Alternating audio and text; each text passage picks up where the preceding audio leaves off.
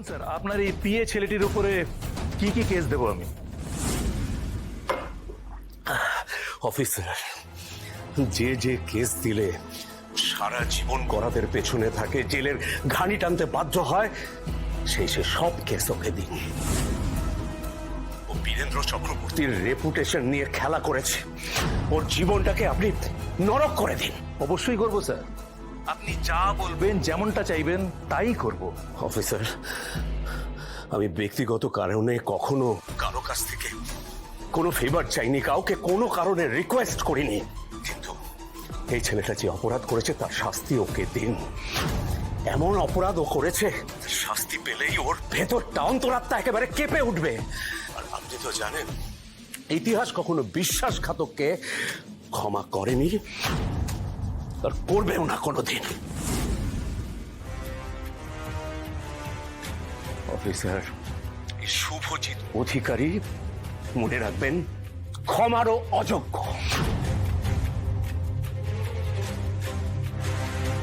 আরে ঠিক করছেন আপনি? হ্যাঁ, ফোন নিন।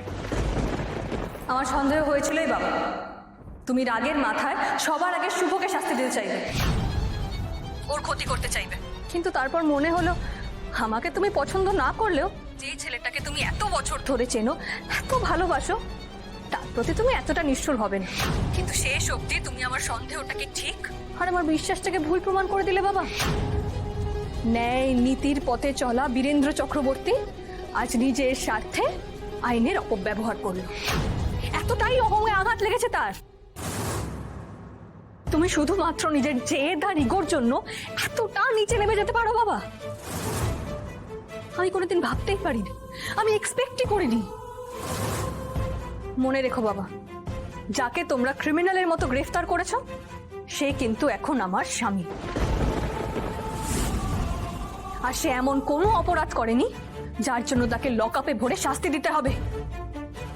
তবুও যদি তুমি জেদ করে, জোর করে শুভকে শাস্তি পাওয়াতে চাও, তাহলে শুভ একা নয়, সেই একই শাস্তি আমি ওর সঙ্গে ভাগ করে নেব। তালি তো এক হাতে বাজে না বাবা, আর বিয়েও কেউ একা করতে পারে না। আমি স্বেচ্ছায় এই বিয়েটা করেছি, তাই এক শাস্তি আমারও প্রাপ্য। আইনে তো এমন কোথাও লেখা নেই যে মন্ত্রীর মেয়েরা শাস্তি পাবে না। আমি মানছি আমার বিয়ের ব্যাপারটা তোমাদের থেকে লুকিয়ে গিয়ে আমি ভুল করেছি, কিন্তু তার জন্য তোমরা আমাকে মারতে, ধরতে, কথা শোনাতে, শাস্তি দিতে আমি সব মাথা পেতে মেনে নিতাম।